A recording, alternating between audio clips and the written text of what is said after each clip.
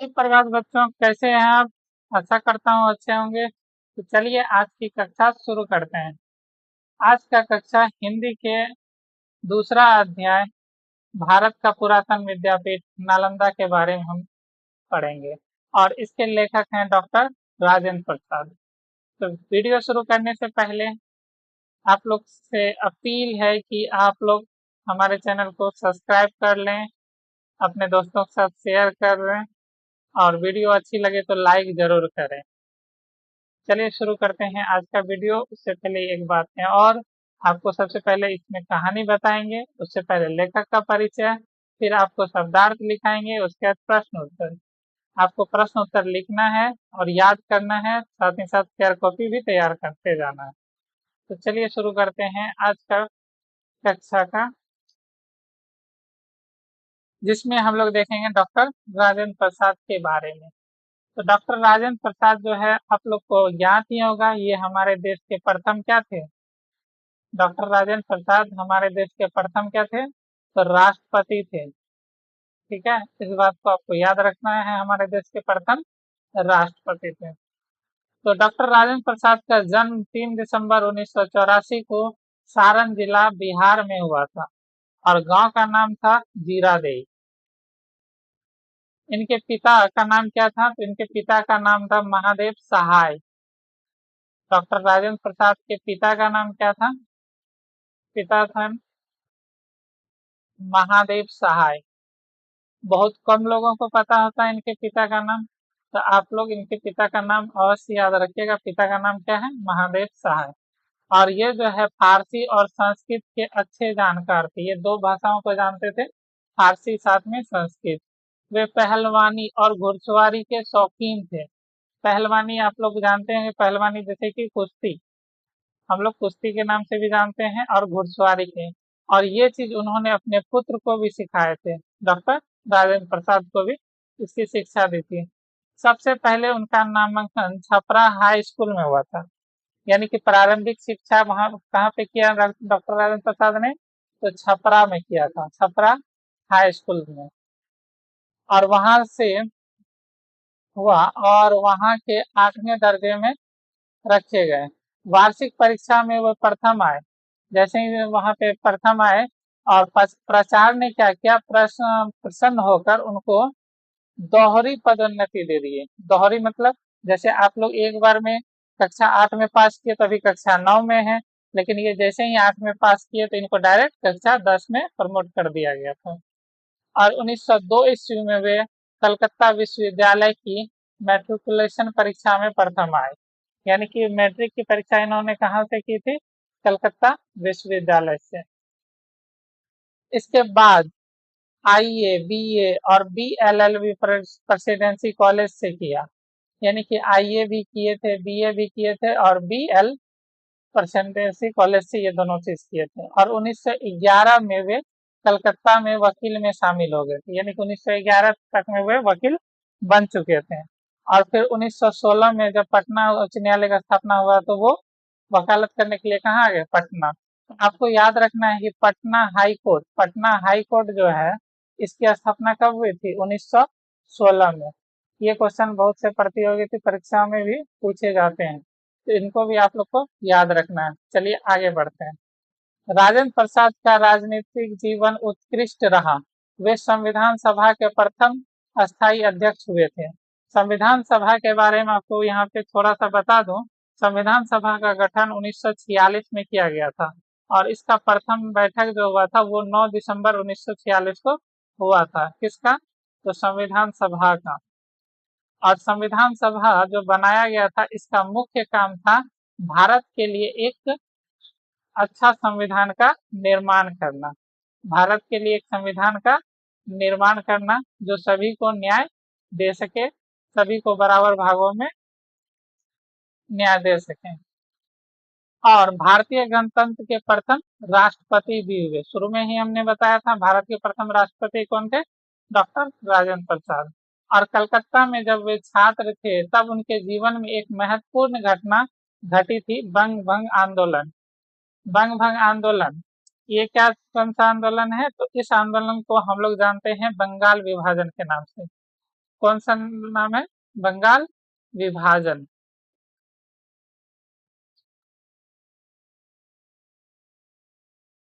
ठीक है, बंगाल विभाजन के नाम से जानते हैं बंग भंग आंदोलन को। और इसमें क्या हुआ था, बंगाल को दो पार्ट में बांट दिया गया था। और दो पार्ट में से जैसे वर्तमान पार्ट में वेस्ट बंगाल के नाम से जो हम लोग जानते हैं, ये था पश्चिमी बंगाल। और जिसको हम लोग बांग्लादेश के नाम से जानते हैं, उसका नाम था ईस्ट बंगाल। ठीक है, तो ईस्ट बंगाल ही आगे चलकर बांग्लादेश बन गया, और वेस्ट बंगाल अभी भी भारत में सम्मिलित है। यही दोनों को बांटा गया था, और इसका मुख्य उद्देश्य क्या था? हिंदू मुस्लिम के बीच लड़ाई करवा के भारत पे अपना दबदबा बनाए रखना, ऐसा अंग्रेजों का सोचना था। तो इसी के खिलाफ जो है बंग भंग आंदोलन हुआ था। ठीक है, तो आप लोग को बताना है कि बंगाल विभाजन कब हुआ था। ठीक है, आप लोग का लिए क्वेश्चन है कि बंगाल का विभाजन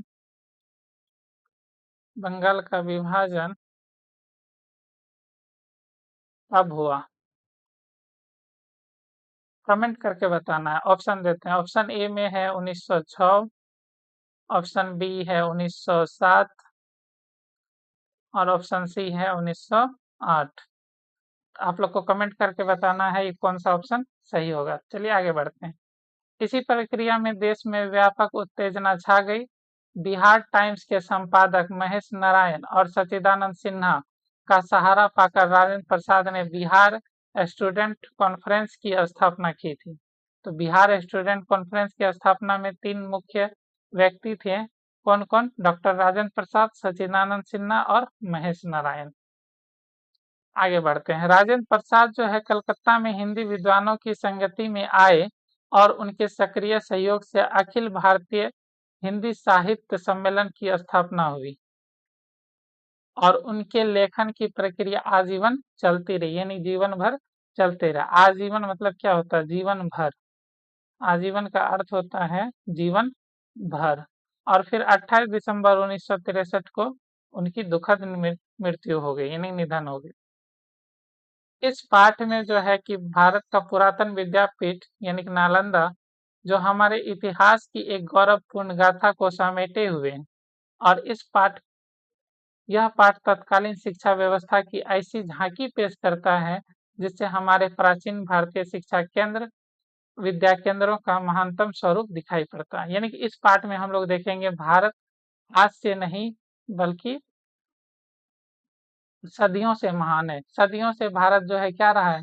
शिक्षा का केंद्र रहा है। और ये पाठ उसी बात को क्या करेगा? साबित करेगा। तो चलिए लेखक परिचय यहीं पे समाप्त करते हुए अब हम लोग अध्याय की ओर बढ़ते हैं, कहानी की ओर बढ़ते हैं। तो जैसा कि आज का कहानी है भारत का पुरातन विद्यापीठ नालंदा, तो चलिए शुरू करते हैं। नालंदा हमारे इतिहास में अत्यंत आकर्षक नाम है, जिसके चारों ओर केवल भारतीय ज्ञान साधना के सुरभित पुष्प खिले हुए हैं। यहाँ पे एक वर्ड आया हुआ है सुरभित। सुरभित, सुरभित का अर्थ क्या होता है? सुरभित का अर्थ होता है सुगंधित। सुरभित का अर्थ क्या होता है? सुगंधित। यानी कि ज्ञान की गंगा, ज्ञान साधना की सुगंधित पुष्प खिले हुए हैं। किसके कारण? नालंदा के कारण। अपितु किसी समय एशिया महाद्वीप के विस्तृत भूभाग के विद्या संबंधी सूत्र भी इसके साथ जुड़े हुए थे। यानी कि अगर बात करें तो उसमें ये भारत ही नहीं, पूरे एशिया महादेश में इसका बोलबाला था। किसका? नालंदा।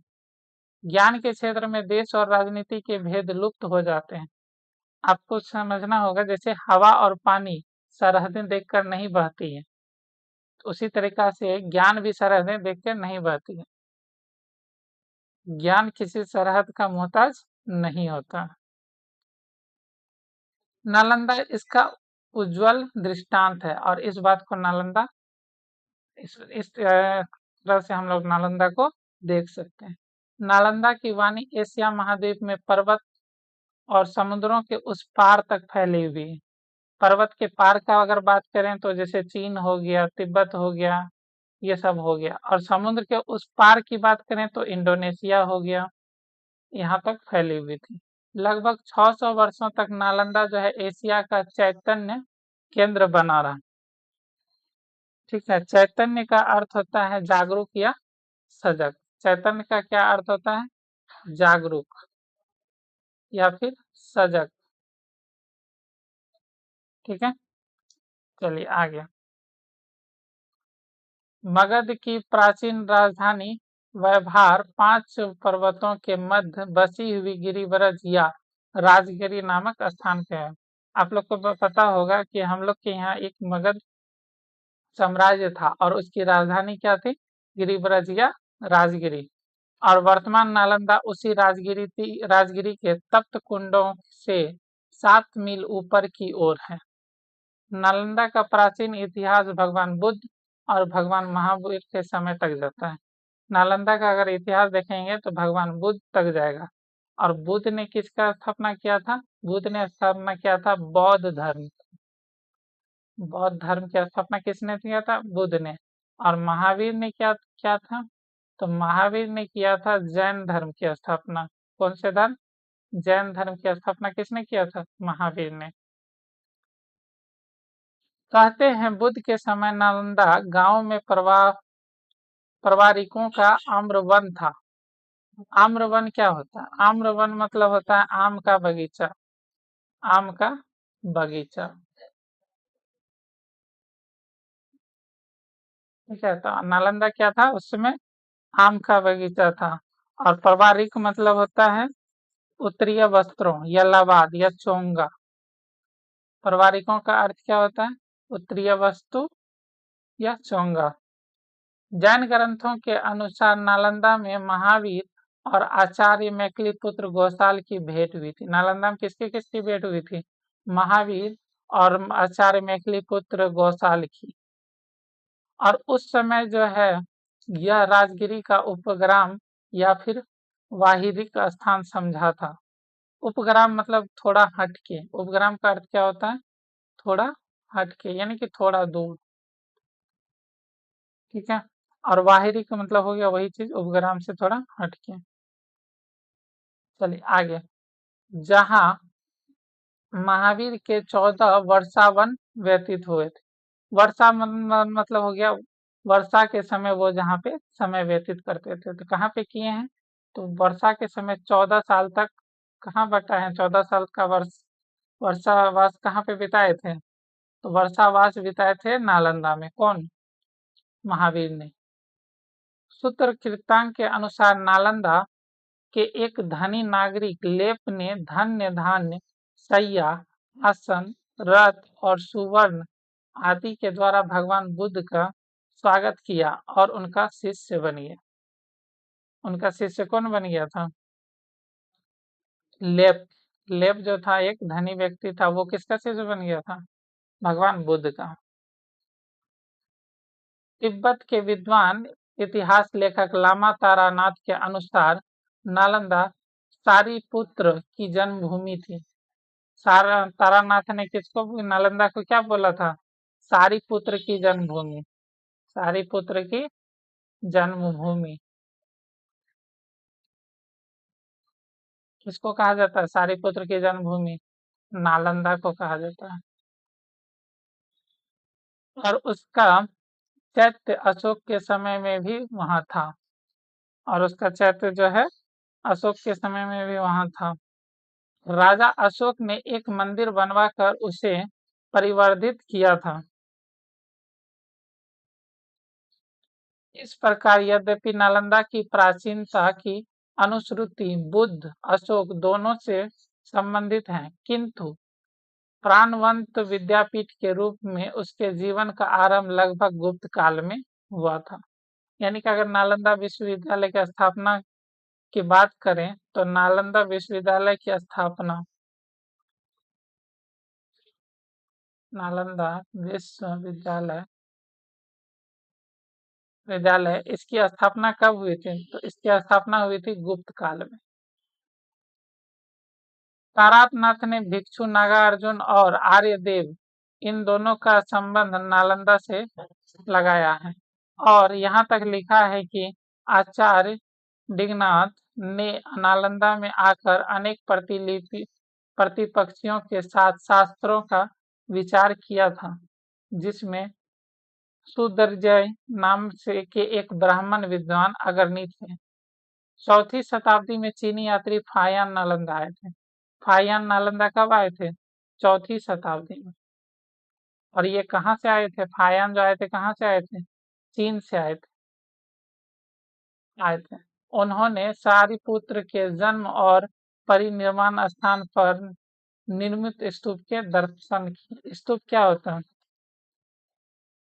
स्तूप होता है जब कोई व्यक्ति मर जाता है तो उसको जो मतलब उसके अवशेषों को क्या करते हैं, जहाँ पे उसके अवशेष होते हैं वहां पे एक ढांचा बना दिया जाता है, उसे ही क्या कहा जाता है? स्तूप।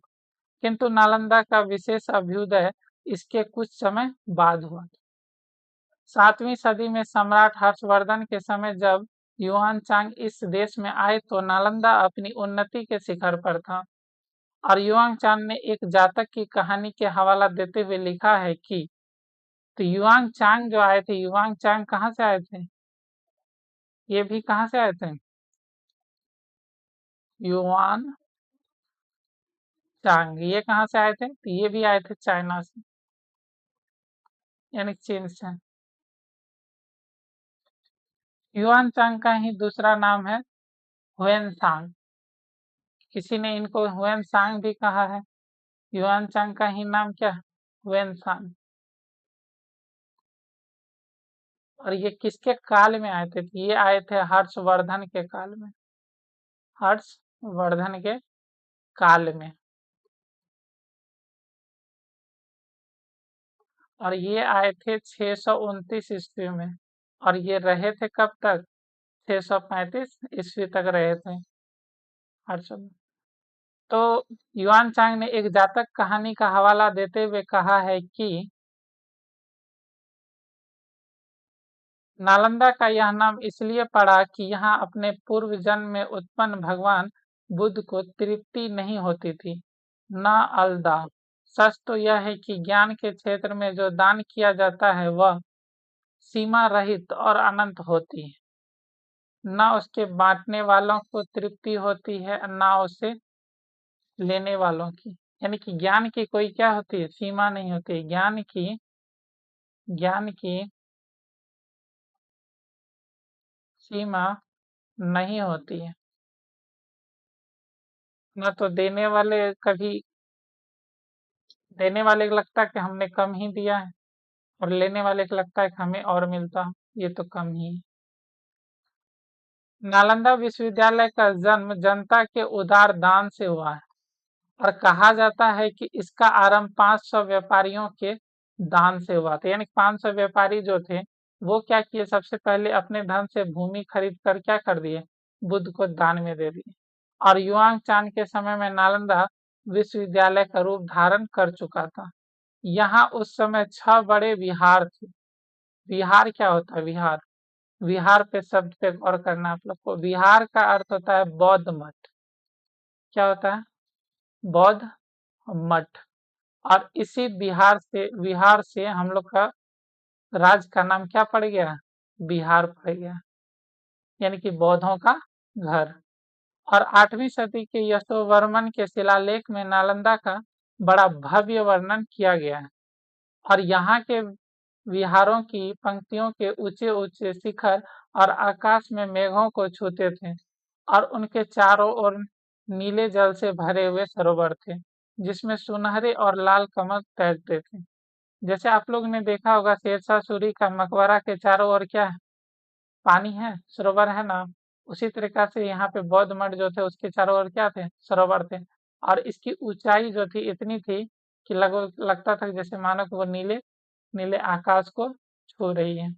और इस सरोवर में क्या थे? लाल और सुनहरे रंग के कमल लगाए गए थे जो हमेशा मनमोहक दृश्य प्रदान करते थे। बीच बीच में सौखन आम्र कुंजों की छाया थी।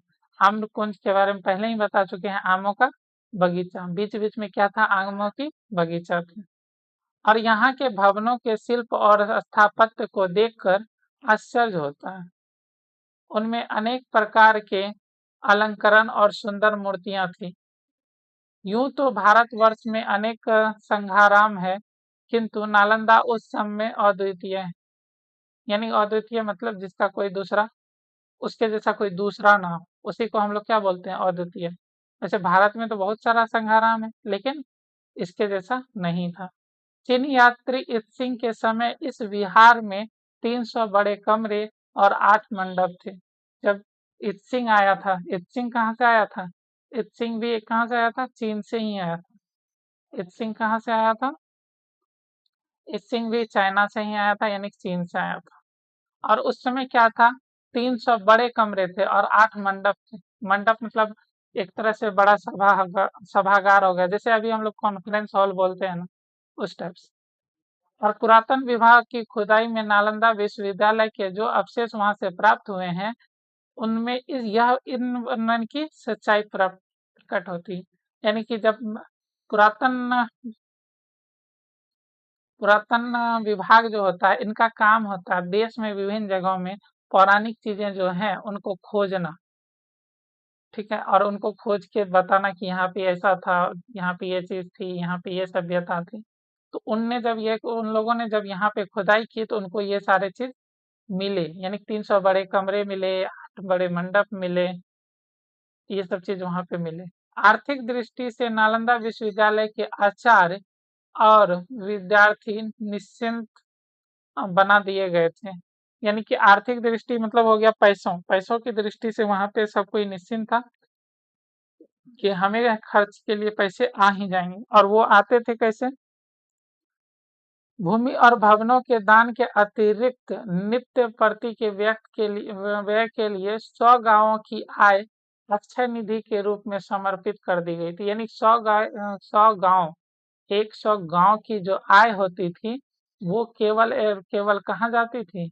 नालंदा यूनिवर्सिटी में जाती थी, नालंदा विश्वविद्यालय में जाती थी। इत्सिंग के समय यह संख्या बढ़कर 200 गांवों तक पहुंच गया था। और इत्सिंग जिस समय आया था, ये गांव में क्या हो गया था, 100 प्लस और गांव आ गया। कुल मिला के 200 गांव की आय कहाँ जाने लगी? नालंदा यूनिवर्सिटी में, नालंदा यूनिवर्सिटी में जाने लगी। उत्तर प्रदेश, बिहार और बंगाल, इन तीनों राज्यों ने नालंदा के निर्माण और अर्थव्यवस्था में पर्याप्त भाग लिया। बंगाल के महाराज धर्मपाल और देवपाल के समय के ताम्रपत्र और नालंदा मतलब ताम्रपत्र और मूर्तियां नालंदा की खुदाई में प्राप्त हुए हैं। यानी कि जब यहाँ पे खुदाई किया गया तो धर्मपाल और देवपाल के समय के जो ताम्रपत्र थे और जो वहाँ पे कांस्य मूर्तियां थी या ताम्रपत्र थे, वो सब की वहाँ पे क्या होगी, प्राप्ति हुई। विदेशों के साथ नालंदा विश्वविद्यालय का जो संबंध था, उसका स्मारक एक ताम्रपत्र नालंदा की खुदाई में मिला। यानी कि नालंदा की जब खुदाई किए थे, कौन किए थे ना, खुदाई जो करते हैं वो कौन करते हैं? आर्कोलॉजिकल सर्वे ऑफ इंडिया, यानी कि एएसआई ने जब खोजा तो इस बात की भी पुष्टि हो गई। इससे ज्ञात होता है कि स्वर्ण द्वीप सुमात्रा के शासक शैलेंद्र सम्राट श्री बालपुत्र देव ने मगध के सम्राट देवपाल के पास अपना दूत भेजकर यह प्रार्थना की कि उनकी ओर से 5 गांवों का दान नालंदा विश्वविद्यालय को दे दिया जाए। यानी कि नालंदा विश्वविद्यालय में सबसे पहले कितना गांव होता था? 100 गांव की आय जाती थी। फिर बाद में क्या हो गया, 100 गांव की और जुड़ गई, 200 हो गया, और अब कितना जुड़ गया? 5। यानी कि टोटल 205 गांव की आय का साधन, मतलब वहां से जो मिलता था, आय जो मिलता था, यानी कर जो मिलता था, वो सारा कर कहाँ पे यूज होता था? तो सारा नालंदा यूनिवर्सिटी में दैनिक खर्चे के लिए यूज किया जाता था। ताम्रपत्र के अनुसार नालंदा के गुणों से आकृष्ट होकर यवद्वीप के सम्राट बालीपुत्र ने भगवान बुद्ध के प्रति भक्ति प्रदर्शन करते हुए नालंदा के एक बड़े विहार का निर्माण करवाया था। तो किसने किया था नालंदा के बड़े विहार का निर्माण? बालपुत्र के सम्राट बालपुत्र ने किया था, यवद्वीप के सम्राट बालपुत्र ने। अच्छा, यहाँ पे एक चीज आया था, सुमात्रा द्वीप। स्वर्ण द्वीप अर्थात सुमात्रा। तो ये सुमात्रा द्वीप कहाँ पे है? इंडोनेशिया में है। इंडोनेशिया कहाँ पे? जब भारत देखेंगे, यहाँ श्रीलंका हो गया, इधर आगे चलेंगे तो अंडमान निकोबार हो गया, इससे भी जब पार चलेंगे तो यहाँ पे क्या मिलेगा? सुमात्रा द्वीप। और इसके बाद इधर क्या मिलेगा? प्रशांत महासागर। तो समझिए कि उस समय जो है नालंदा यूनिवर्सिटी की ख्याति समुद्र पार तक फैली हुई थी। चलिए आगे बढ़ते हैं। उन 5 गांवों की आय, प्रज्ञा, पारमिता आदि का पूजन चातुर्दिश अर्थात अंतरराष्ट्रीय आय, सिंधु भिक्षु संघ के चीवर, भोजन, चिकित्सक, सैनासन आदि का व्यय, धार्मिक ग्रंथों की प्रतिलिपि, विहार की टूट फूट और की मरम्मत के लिए खर्च की जाती थी। यानी कि ये जो 5 गांव की आय जो और जुटी थी, इसका मेन रूप से वहां का रख रखाव के लिए यूज किया जाता था। यह तो संयोग से बचा हुआ एक उदाहरण है जो विदेशों में फैली हुई नालंदा की अमिट छाप हमारे सामने रखता है। लेकिन नालंदा महाविहारीय आर्य भिक्षु संघ की धाक समस्त एशिया भूखंड में थी और इस संघ की बहुत सी मिट्टी की मुद्राएं नालंदा से प्राप्त हुई। नालंदा का शिक्षा क्रम बड़ी व्यवहारिक और बुद्ध से तैयार किया गया था और उसे पढ़कर विद्यार्थी यानी छात्र दैनिक जीवन में अधिकाधिक सफलता प्राप्त करते थे। मूल रूप से 5 विषयों की शिक्षा वहां पे अनिवार्य थी। यानी कि अगर आप यहाँ पे एडमिशन लेते हैं तो आपको कम से कम 5 विषय जानने ही होंगे और वो 5 विषय थे। विद्या या व्याकरण, जिससे भाषा का सम्यक ज्ञान प्राप्त हो सके।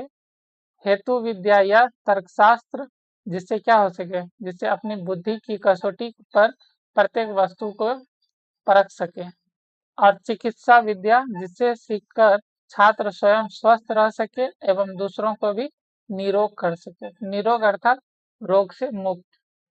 निरोग, निरोग को अगर आप देखेंगे तो न प्लस रोग, यानी जिसमें रोग ना हो, निरोग। तथा शिल्प विद्या, ठीक है, एक शिल्प को सीखना वहां अनिवार्य था। यानी कि आपको एक न एक विद्या सीखना अनिवार्य था, जिसके द्वारा छात्रों के व्यवहारिक और आर्थिक जीवन की स्वतंत्रता आ सके। इन चारों के अतिरिक्त अपनी रुचि के अनुसार लोग धर्म और दर्शन का अध्ययन करते थे। आगे देखते हैं। इसके अलावा भी अगर आप कुछ सीखना चाहते थे तो उनका भी वहां पे व्यवस्था था। इस तरीका से इस तरह से वहां पे आप शिक्षा ग्रहण कर सकते थे। चलिए आगे देखते हैं। आचार्य शीलभद्र योग शास्त्र के उस समय के सबसे बड़े विद्वान माने जाते थे। योग शास्त्र के सबसे बड़े विद्वान कौन थे? शीलभद्र। और उनसे पहले धर्मपाल इस संस्था के प्रतिष्ठित कुलपति थे। पहले कौन थे इसके कुलपति? धर्मपाल। उसके बाद कौन बन गए थे? शीलभद्र। और कुलपति मतलब क्या होता है? कुलपति तो कोई भी विश्वविद्यालय जो होता है उसका जो सबसे प्रमुख होता है, सबसे जो प्रमुख होता है किसका? किसी भी विश्वविद्यालय का, यानी किसी भी यूनिवर्सिटी का जो प्रमुख होगा उसी को हम लोग क्या कहते हैं? कुलपति कहते हैं। शीलभद्र, ज्ञानचंद्र, प्रभामित्र, स्थिरमती, गुणमती आदि अन्य आचार्य युवान चांग के समकालीन थे। और जिस समय युवान चांग अपने देश चीन को लौट गए, उस समय भी अपने भारतीय मित्रों के साथ उनका वैसा ही घनिष्ठ संबंध बना रहा। यानी कि युवान चांग जब यहाँ से लौटकर चीन चले भी गए, फिर भी उन्होंने भारत में जो मित्र बनाए थे, यानी भारतीय मित्र को वो कभी नहीं भूले।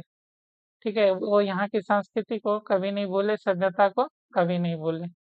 और जब युवान चांग नालंदा से विदा होने लगे, तब आचार्य शीलभद्र एवं एक अन्य भिक्षु ने उनसे यहाँ रह जाने के लिए अनुरोध किया। अब देखिए, अनुरोध जब किया तो इस पे युवान चांग का उत्तर बहुत ही अच्छा रहा। इसको आप लोग ध्यान से सुनिए। तो उस समय जो है युवान चांग ने उत्तर में यह वचन बोल कहे हैं कि यह देश बुद्ध की भूमि है। यह देश बुद्ध की भूमि है, इसके प्रति प्रेम ना हो सकना असंभव है। लेकिन यहाँ आने का मेरा उद्देश्य यही था कि अपने भाइयों के हित के लिए मैं भगवान बुद्ध के महान धर्म की खोज करूं, और मेरा यहाँ आने का बहुत ही लाभप्रद सिद्ध हुआ। यानी कि मैं यहाँ आया तो इससे मुझे बहुत ही लाभ हुआ है। और अब यहाँ से वापस जाकर जाकर मेरी इच्छा है कि जो मैंने पढ़ा सुना है उसे दूसरों के हितार्थ बताऊं और अनुवाद रूप में लाऊं। यानी कि यहाँ पे जो पढ़े हैं वो दूसरों के हित के लिए, यानी कि दूसरों के सहयोग के लिए बताऊं, और ताकि उनको भी लाभ मिल सके, जिसके फलस्वरूप अन्य पुरुष भी आपके प्रति उसी प्रकार कृतज्ञ हो सके जिस प्रकार मैं हूँ। और इस अगर मैं इस तरीका से बताऊंगा तो वो लोग भी क्या हो जाएंगे, आपके कृतज्ञ होंगे।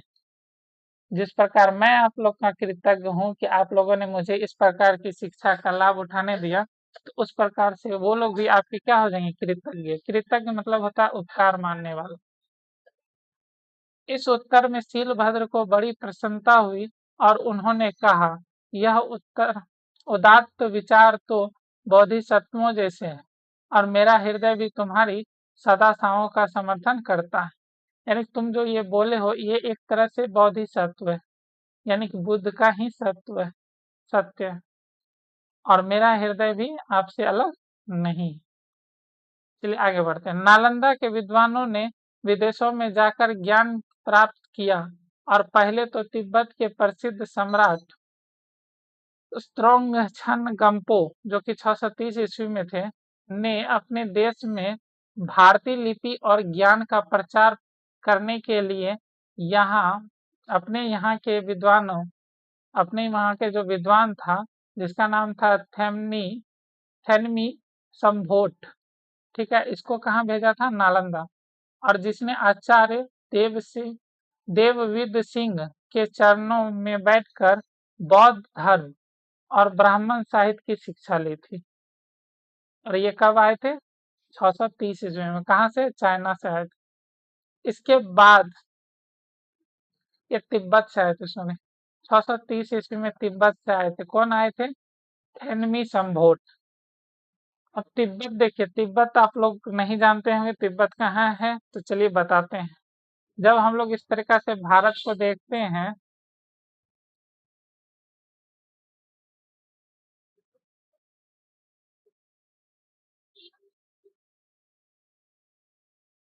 ठीक है, तो इस तरीका से जब भारत को देखते हैं, आपको यहाँ पे वर्तमान में लगेगा कि यहाँ पे चाइना सटा हुआ है, इस जगह नेपाल था, और यहाँ पे भूटान। अब लगेगा ये चाइना है, ठीक है, लेकिन ये चाइना नहीं था, चाइना था इसके बाद। चाइना था इधर यहाँ पे। और चाइना भारत के साथ सीमा नहीं रखता था, भारत के साथ सीमा रखता था कौन, तिब्बत। ठीक है, तिब्बत। और इस तिब्बत पे क्या किया, चाइनीजों ने कब्जा कर लिया। तो ये उस समय की बात है जब तिब्बत पे चाइनीजों का कब्जा नहीं हुआ था।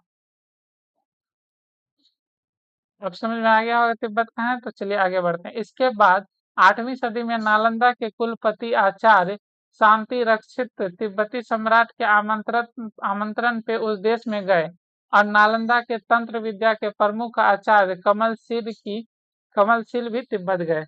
तंत्र विद्या के उस समय प्रमुख आचार्य कौन थे, कमलशील, और वो भी कहाँ गए थे, तिब्बत गए थे। और किसने बुलाया था, तिब्बत के राजा ने। तो नालंदा के विद्वानों ने तिब्बती भाषा सीखकर बौद्ध ग्रंथ और संस्कृत साहित्य का तिब्बत में अनुवाद किया, और इस प्रकार उन्होंने तिब्बत देश को एक साहित्य प्रदान किया, और फिर सने सने वहां के निवासी को बौद्ध धर्म की शिक्षा दी। यानी कि वहां पे तिब्बत को क्या किया, सबसे पहले साहित्य प्रदान किया, और धीरे धीरे क्या किया, बौद्ध धर्म की दीक्षा दे दी, यानी बौद्ध धर्म में शामिल कर लिया। इसलिए आज भी आप देखते हैं कि चाइना का वो पार्ट जो तिब्बत का हुआ करता था पहले, वहां पे सबसे ज्यादा क्या मिलेंगे, बौद्ध भिक्षु मिलेंगे। और ये क्या करते हैं, समय समय पर गया आते हैं घूमने के लिए। चलिए आगे बढ़ते हैं। नालंदा के आचार्य अंतरिक्ष शांति रक्षित ने ही सबसे पहले 749 ईस्वी में तिब्बत में बौद्ध विहार की स्थापना की। तिब्बत में बौद्ध विहार की स्थापना कब हुई?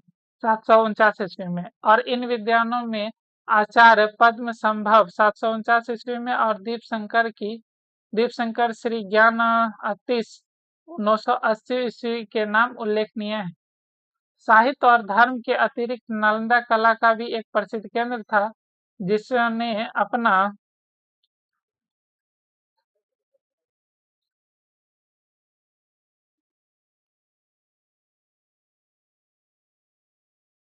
अपना प्रभाव नेपाल, तिब्बत, हिंद एशिया और मध्य एशिया की कला पर डाला।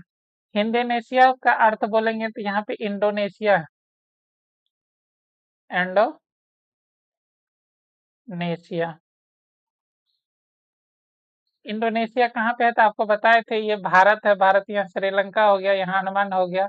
फिर इसके आगे चलेंगे तो मलक्का स्टेट है, और आगे पहुंचेंगे यहाँ पे सिंगापुर, मलक्का स्टेट, और आगे पहुंचेंगे फिर इधर आपको इंडोनेशिया मिल जाएगा, जिसमें बहुत सारे द्वीप का एक कंट्री है। और फिर इधर है प्रशांत महासागर। ठीक है। नालंदा की कांस्य मूर्तियां अत्यंत सुंदर और प्रभावोत्पादक है, और विद्वानों का अनुमान है कि कुर्कीहार से प्राप्त हुई बौद्ध मूर्तियां नालंदा शैली से प्रभावित हैं। वस्तुतः नालंदा का सर्वांगीण उन्नति उस समय समन्वित साधना का फल था।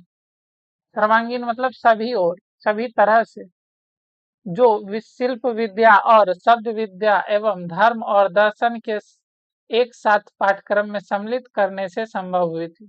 और हमारी अभिलाषा होनी चाहिए कि भूतकाल के इस प्रबंध के से शिक्षा लें और कला, शिल्प, साहित्य, धर्म, दर्शन, ज्ञान का एक बड़ा केंद्र नालंदा को हम पुनः स्थापित करें।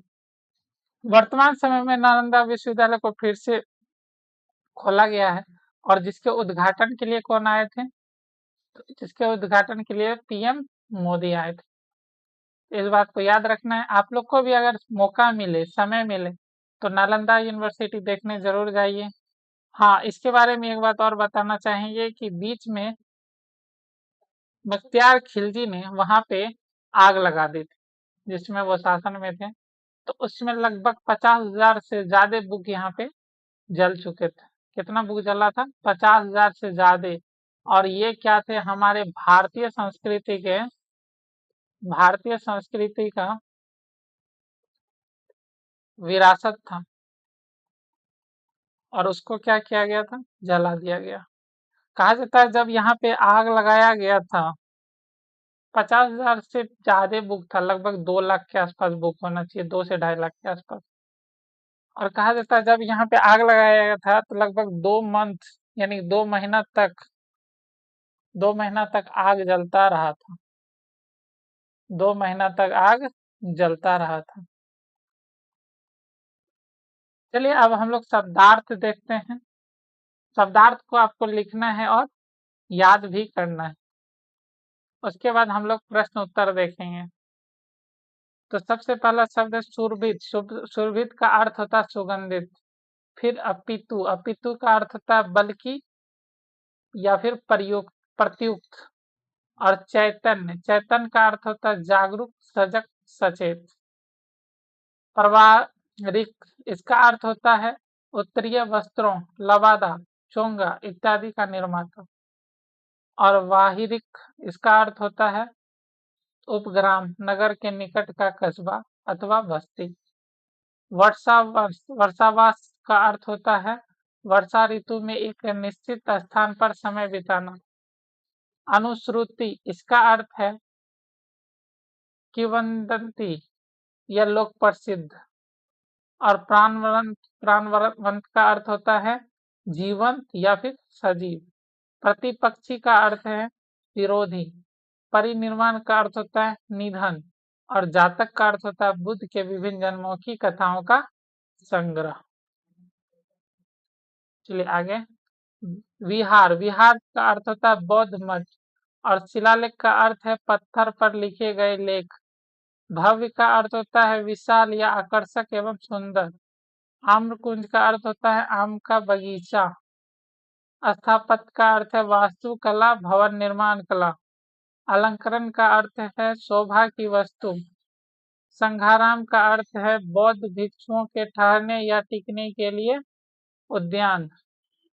हेतु विद्या का अर्थ होता है तर्क शास्त्र, न्याय शास्त्र, जो कारणों पर विचार करे। कुलपति का अर्थ है विश्वविद्यालय का प्रधान। लाभप्रद का अर्थ होता है लाभ देना या फिर लाभ पहुंचाने वाला। कृतज्ञ का अर्थ होता है जो किए गए उपकारों को माने। सदाशा का अर्थ होता है शुभ आशा। ब्राह्मण साहित्य का अर्थ है वैदिक साहित्य का एक रूप जिसमें विभिन्न कर्मकांड विस्तार से समझाए गए हैं। शनि शनि का अर्थ है धीरे धीरे। हिंदेशिया का अर्थ है आधुनिक इंडोनेशिया। और कांस्य मूर्तियां का अर्थ होता है कांसे की मूर्तियां। प्रभावो उत्पादक का अर्थ होता है प्रभाव उत्पन्न करने वाला। सर्वांगीण का अर्थ है सभी अंगों का या समग्र। चलिए अब हम लोग प्रश्न उत्तर को भी देखते हैं, जिसमें प्रश्न संख्या पहला है नालंदा की वाणी एशिया महाद्वीप में पर्वतों के और समुद्रों के उस पार तक फैल गई थी। इस वाक्य का आशय स्पष्ट कीजिए।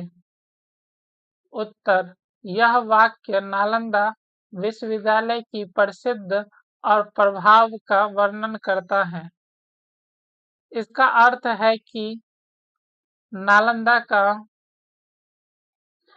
का ज्ञान और शिक्षा पूरे एशिया महाद्वीप में फैल गई थी, यहाँ तक कि समुद्र और पर्वतों को पार करके दूर दूर तक पहुंच गई थी।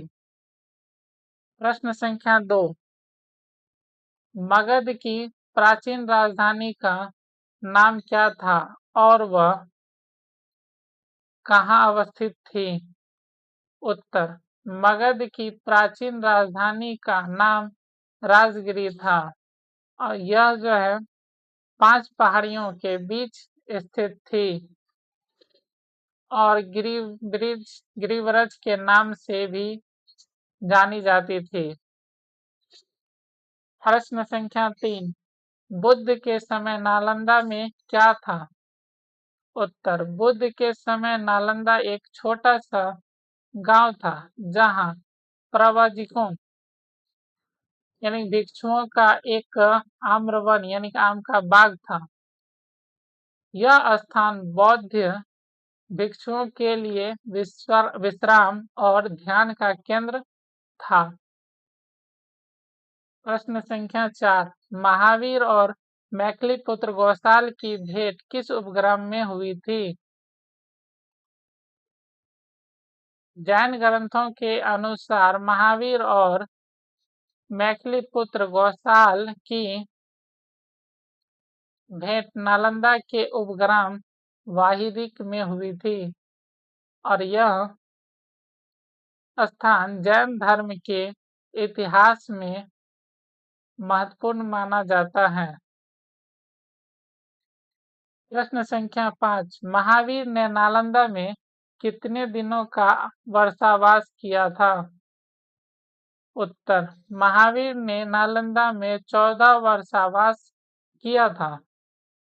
इस दौरान उन्होंने यहाँ अपने धार्मिक उपदेश की दिशा दिए और अनुयायियों को शिक्षित किया। प्रश्न संख्या 6, तारानाथ कौन थे? उन्होंने नालंदा को किसकी जन्मभूमि बताया?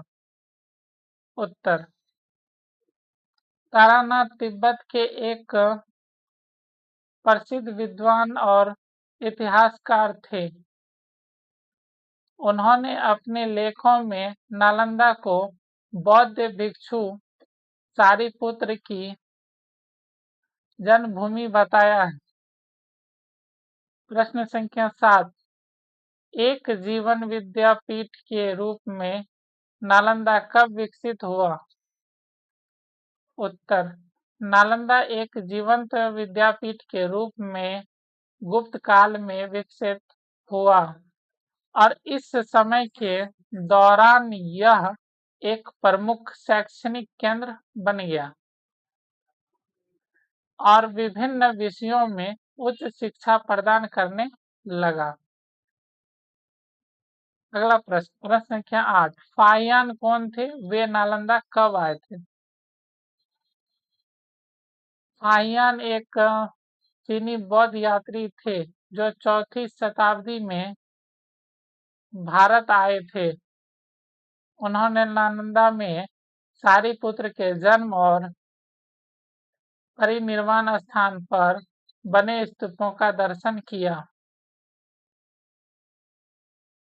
प्रश्न संख्या 9, हर्षवर्धन के समय में कौन चीनी यात्री भारत आया था और उस समय नालंदा की दशा क्या थी? उत्तर, हर्ष के समय में 7वीं सदी में युआन चांग नामक चीनी यात्री भारत आया था। उस समय नालंदा विश्वविद्यालय अपनी उन्नति के शिखर पर था और एक प्रमुख अंतर्राष्ट्रीय शैक्षणिक केंद्र के रूप में प्रसिद्ध था। प्रश्न संख्या 10, नालंदा के नामकरण के बारे में किस चीनी यात्री ने किस ग्रंथ के आधार पर क्या बताया है? उत्तर, चीनी यात्री युआन तांग ने एक जातक कथा के आधार पर बताया कि नालंदा का नाम इसलिए पड़ा क्योंकि यहाँ बुद्ध को अपने पूर्व जन्म में कभी तृप्ति नहीं होती थी। ना अलदा का अर्थ है ना देना।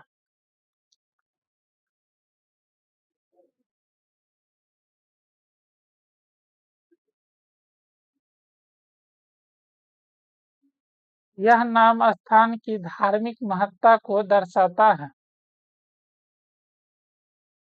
प्रश्न संख्या 11, नालंदा विश्वविद्यालय का जन्म कैसे हुआ? उत्तर, नालंदा विश्वविद्यालय का जन्म जनता के उदार दान और राजाओं के संरक्षण से हुआ। इसकी स्थापना 500 व्यापारियों के दान से हुई जिन्होंने अपने दान से भूमि खरीदकर बुद्ध को समर्पित की थी। यह धीरे धीरे विकसित होकर एक प्रसिद्ध शिक्षा केंद्र बन गया। कालांतर में विभिन्न राजवंशों ने इसके विकास में योगदान दिया जिससे यह एक विश्व स्तरीय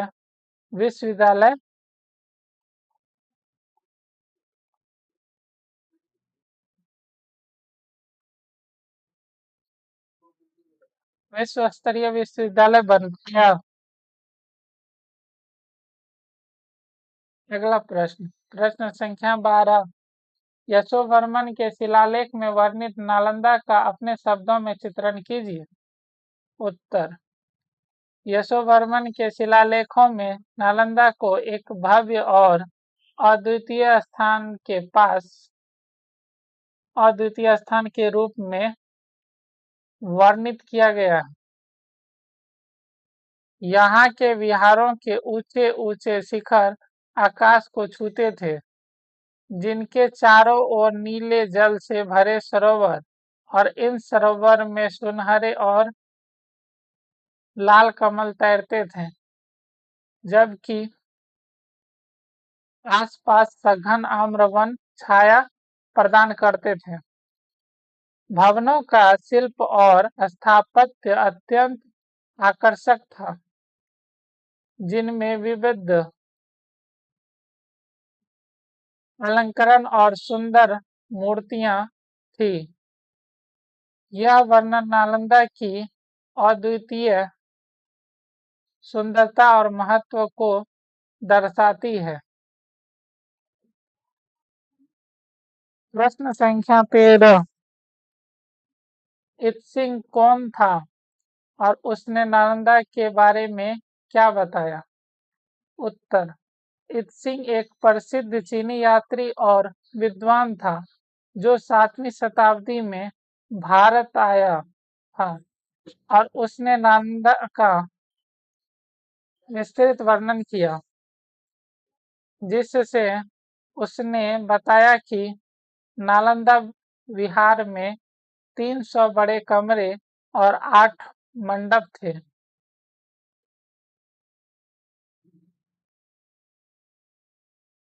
यह वर्णन नालंदा के विशाल आकार और महत्व को दर्शाता है। पुरातत्व विभाग की खुदाई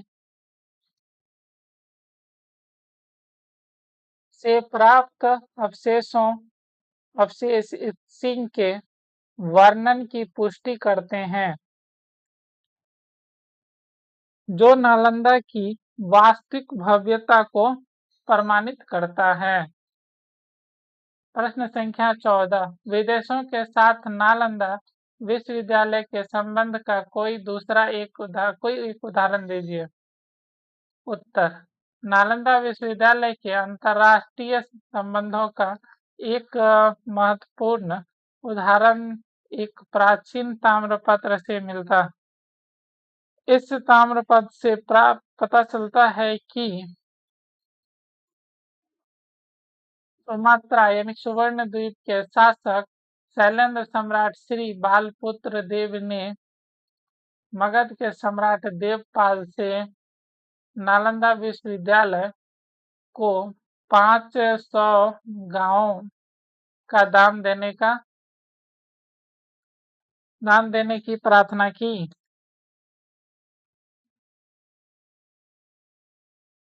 इतना ही नहीं, बालपुत्र देव ने नालंदा में एक विशाल विहार का निर्माण भी करवाया। यह घटना नालंदा की अंतर्राष्ट्रीय ख्याति और महत्व को दर्शाती है, जो दूर दूर तक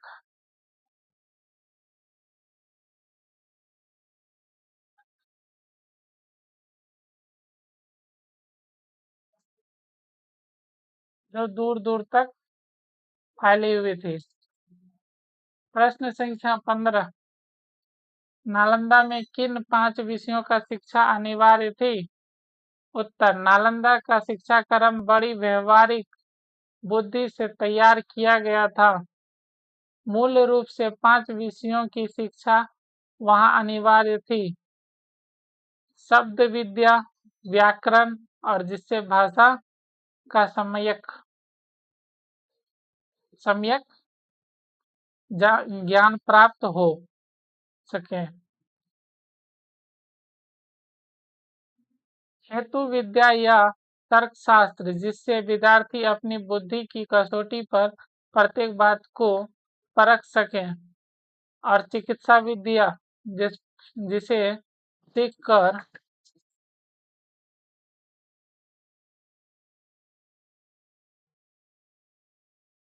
छात्र स्वयं स्वस्थ रह सके एवं दूसरे को भी निरोग बना सके। शिल्प विद्या, एक न एक शिल्प को सीखना यहाँ अनिवार्य था, जिससे छात्रों में व्यवहारिक और आर्थिक जीवन की स्वतंत्रता आ सके। इसके अतिरिक्त अपनी रुचि के अनुसार लोग धर्म और दर्शन का अध्ययन करते थे।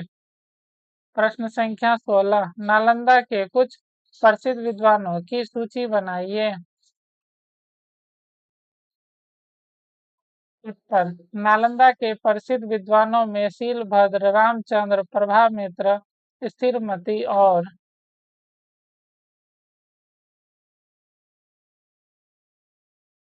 गुणमती शामिल थे और ये सभी विद्वान उस समय के महान आचार्य थे जब धर्मपाल नालंदा विश्वविद्यालय के कुलपति थे। अगला प्रश्न, शीलभद्र से युआनचांग यानी हुएनसांग की क्या बातचीत हुई। उत्तर, युआनचांग जब नालंदा से विदा लेने लगा तो आचार्य शिलभद्र और अन्य भिक्षुओं ने उनसे वही रहने का अनुरोध किया। युआनचांग ने उत्तर दिया कि वे बुद्ध की जन्मभूमि से अत्यंत प्रेम करते हैं, लेकिन उनका उद्देश्य महान धर्म की खोज करना था। आप वापस जाकर अपने अनुभव और ज्ञान को दूसरों के साथ साझा करना चाहते थे, जिससे अन्य लोग भी लाभान्वित हो सके।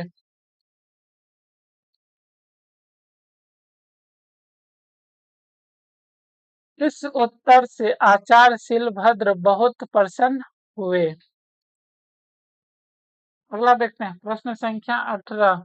विदेशों में ज्ञान प्रसार के क्षेत्र में नालंदा के विद्वानों के प्रयासों के विवरण दीजिए। उत्तर, नालंदा के विद्वानों ने तिब्बत में ज्ञान का प्रसार किया और तिब्बत के सम्राट स्ट्रोंग छनगप्पो ने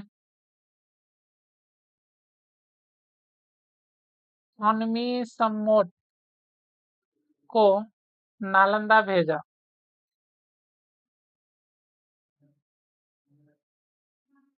जहां उन्होंने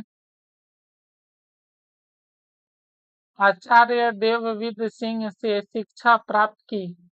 आचार्य शांति रक्षित और आचार्य कमलशील तिब्बत गए और वहां तंत्र विद्या का प्रचार किया। पद्म संभव और दीपशंकर श्री ज्ञान अतिरिक्त भी नालंदा के प्रसिद्ध विद्वानों में से थे, जिन्होंने तिब्बत में ज्ञान का प्रसार किया। चलिए अगला प्रश्न देखते हैं प्रश्न संख्या 19। ज्ञान दान की विशेषता क्या है। उत्तर, ज्ञान दान की विशेषता यह है कि यह अत्यंत और असीमित होता है। इसे देने से देने वाले और लेने से लेने वाले दोनों को संतोष मिलता है और यह कभी समाप्त नहीं होगा।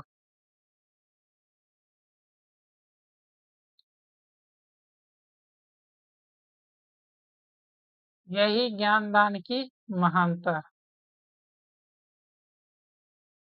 तो यहीं पे हमारा ये अध्याय होता है समाप्त। आप लोग से निवेदन है, आप सभी प्यारे भाइयों एवं बहनों से निवेदन है कि आप हमारे चैनल को करिएगा सब्सक्राइब, वीडियो को करिएगा शेयर और वीडियो को कीजिएगा लाइक। शेयर करना है अपने दोस्तों के साथ, फ्रेंड्स के साथ शेयर करना है। चैनल का नाम आप लोग को तो पता ही है, तो फिर भी बता देते हैं। आपको सर्च करने के लिए लिखना है capital capital M capital V capital A 7 capital R small a small n small k small u small p। जब इतना आप सर्च करेंगे तो आपको सबसे पहले हमारा चैनल ही दिखेगा। तो आपको करना है सब्सक्राइब, शेयर एंड लाइक और कमेंट करके जरूर बताना है कि आपको वीडियो कैसी लगी और जो भी क्वेश्चन पूछे उसको कमेंट बॉक्स में जरूर बताइएगा। तो धन्यवाद। चलिए मिलते हैं अगले वीडियो में, तब तक के लिए शुभ संध्या, शुभ रात्रि।